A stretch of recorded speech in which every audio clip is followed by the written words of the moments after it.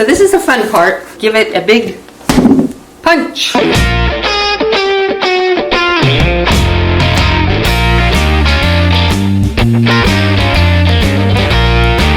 Welcome! It's Kathy Lake here from LARPD. I'm here today to show you from my own kitchen how you can bake amazing dinner rolls for your family, and I'm going to give you my special tips and my special secret recipe. Alright, so first thing we do when we're baking or cooking, always tie your hair back. You don't want to surprise your guests. So we've got all-purpose flour, we have a little wheat flour, active dry yeast, some sugar, sesame seeds, measuring cups and spoons, 2 eggs, half a cup of butter, a little salt, milk, and shortening for keeping things moist while the yeast is rising in the dough. So we're going to start with the first thing, 1/4 cup of lukewarm water in this bowl. It's going to be activating our yeast separately from everything else. So I'm going to take a couple of tablespoons of this thin sugar is what makes yeast really excited. So we're going to take about a 1/4 cup, and we're going to go ahead and stir it up. So if you can see, that's how it starts out, and you'll be amazed that it'll probably triple in bulk when we're ready for it. I've already preheated the oven for a minute or two and then turned it off so it would be warm inside. If you have a gas oven, all you need is the pilot light within your oven. What you need to remember, really important, is if your oven is too hot when you're trying to work with the yeast, it will kill the yeast. We're going to put this little puppy in here, and we'll do step 2 and come back to this. Our next step will be to scald the milk. We're going to add 1/2 cup of butter, which is just 1 cube. And then we're going to do 1½ teaspoons of salt. That's about half. Last thing we're going to do is add some sugar.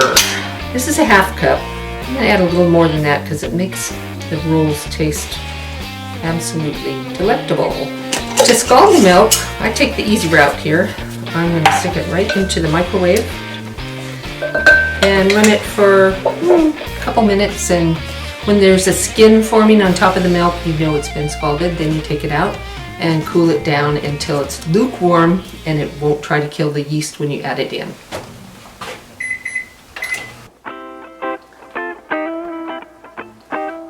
I put in the milk for 1 more minute. Total of 3 minutes is what I did with the microwave.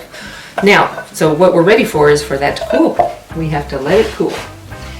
In the meantime, I'll show you that I do like to take the 2 eggs, and I want to go ahead and just kind of whisk them together a bit. There we have whisked eggs. Now let's hurry up and wait. Okay. Okay, so now while we're waiting for things to cool, I'm going to go ahead and measure out some flour. Now I want you to know that these things don't have to be exact. This makes a wonderful flavor, so you can use all white flour if you like, but I love to add about 1 cup of whole wheat flour. You just lightly get the flour in. Don't pack it down because then you get too much. So I'm going to use 1 cup of whole wheat flour, and the rest of the mix of flour is just going to be about 6 cups total. So that'll be 1 cup, and then we're going to do 5 more, and that's 2 cups, 3 cups, 4 cups. That's my girl Stella drinking her water. And here is 5 cups. So I've got my scalded milk mixture poured into my big red bowl. And now I'm going to add in the little beaten egg yolks, or eggs, whole eggs. Not just the yolks, the whole egg. Got our yeast, which has been activating in a warm place. Mixing those together. And then the last thing we're going to do is start adding in our pre-measured flour. Again, we've got about 6 cups total, and 1 of those cups is wheat flour. The rest is white. Still easy to stir, and we need to get it to be a really stiff point so that we can handle it to that perfect point where it doesn't stick to your hands, but not overdone, because then your product might be too dry. So here I've still got about a cup left of my original 6 cups that I haven't put in yet. And you can see it's getting thicker, harder to stir. You can also use a mixer with a dough hook, but I like to do it the old-fashioned way. You wouldn't want to add all the flour at one time because it would be hard to get it mixed together. This is when the mixer with a dough hook would definitely save you a little elbow grease. I'll just put that last cup in, last partial cup. There we go. Yeah, if you can see this consistency, that looks just about right. I am right now getting the dough kind of stuck together. I'm going to dump it out onto a pile of flour. Remember, everything that you add while you're kneading goes into the dough. So if you get too much flour, you're going to have a drier product. Okay, here we go, the kneading process. Push it forward, bring it back. You're bringing air back into it when you do this. Twist it around, bring it back. So I'm going to leave, since I have gloves on, I'm using my knuckles, but normally you would use the heel of your hand. And push and pull, twist twice. Keep doing this 5 minutes or so. But now it's starting to stick, so just get a little more flour there, not a lot.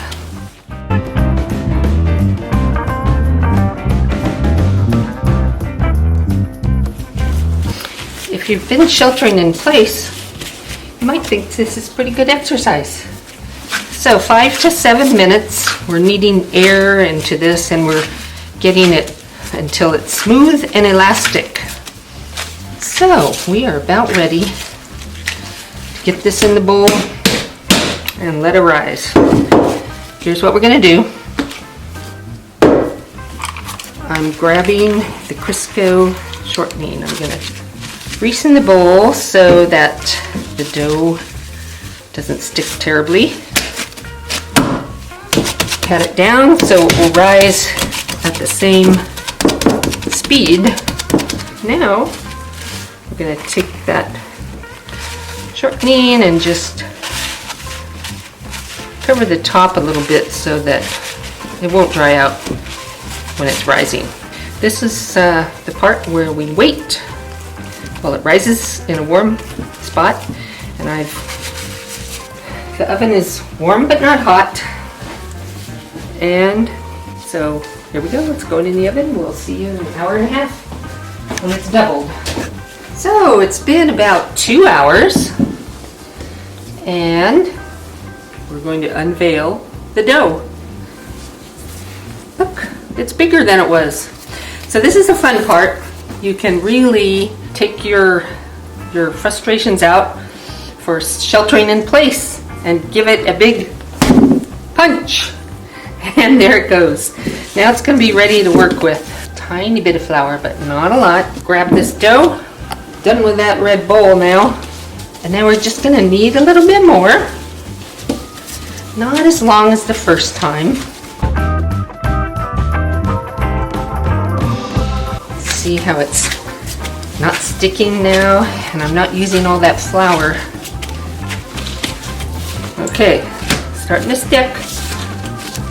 Don't want too much flour, but just enough to get it off the kneading board, just to keep it from sticking. We've got our pan already, got the shortening in it so the rolls won't stick. This will actually make 24 beautiful dinner rolls. So we'll grab a piece of dough, and then you work it hand to hand. If you're right-handed, take your right hand, put your fingers in the middle of that, and then you keep pushing it through this little rabbit hole here. So you've got these two fingers, you're pushing it through, and then when it looks like the size you want, pinch that and twist it and pat it, and there you have one roll made. So we're going to go for this way, 6 this way. Pinch it off, twist it.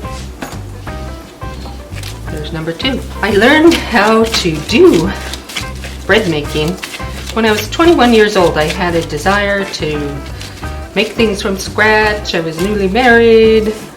I had a friend that I was 21 and she was 31, and she came over.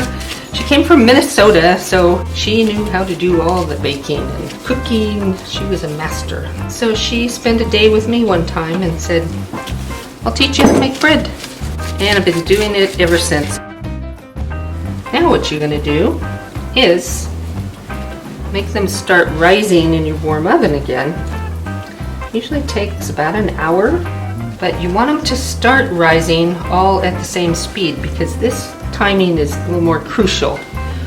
When this rise is almost peaked, you take them out of the warm oven, turn the oven on to 425, and heat it up to bake them.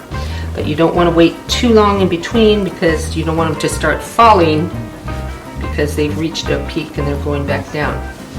So to start them all at the same speed, we're going to flatten each one to the same height. Level the playing field. Cover again, and off we go to the warm oven. Okay, so it's been another hour. This is what you should be seeing. So we need to carefully not bump them and take them out and put them on top of the stove while we turn the oven on. And we're going to turn it to 425, and we'll only put them in for 5 minutes. Pull them out, brush them with milk, sesame seeds, and then put them back in for 5, and we'll have the end result. 425, we just hit our temperature. Going in very carefully. You don't want to bump them hard or they might fall. And we just want them to set for 5 minutes. Are they ready yet? We're not even going to pull them out of the oven, but the trick here is you can't brush them with milk and sprinkle them before they set up in the heat. So this is kind of a fast-moving process. Work quickly. Brush the tops with milk.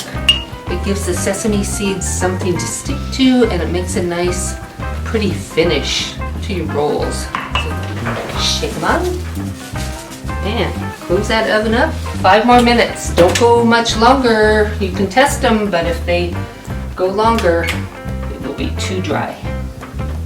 There we go. Do I have to roll over for one of these rolls or what, Ma?